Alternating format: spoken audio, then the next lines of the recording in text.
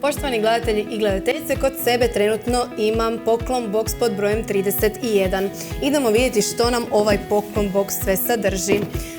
Prva stvar koju ću vam iz njega pokazati je ovaj predivan novčanik bijele pozadine i pun je ovih motiva preslatkih malih flaminga koji stvarno jako dobro izgledaju i šalju nam te ljetne vibracije.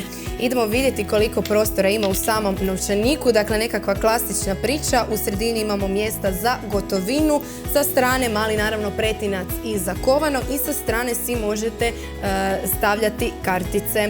Ima stvarno jako puno prostora, tako da ako je to nešto čemu ste brinuli, više ne morate.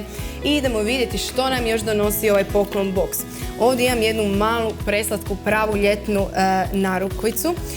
Dakle, možete vidjeti da u samom centru ove narukvice imamo jednog malog slatog leptira, isto tako i sa strane. Veselih nam je tonova, roze, zelene, žute, narančaste, tako da stvarno prava ljetna vesela narukvica koja će vas itekako lijepo ukrasiti u nekim jednostavnim ljetnim kombinacijama.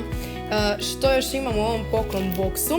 Imamo jednu lepezu koja pogotovo u ovim ljetnim vrućinama koje su nas ovo ljeto dočekale jako dobro dođe.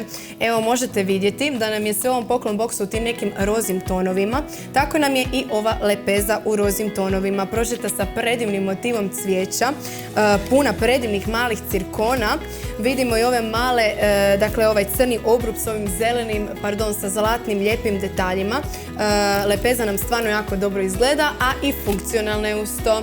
Idemo vidjeti što nam je zadnje ostalo u ovom poklon boksu.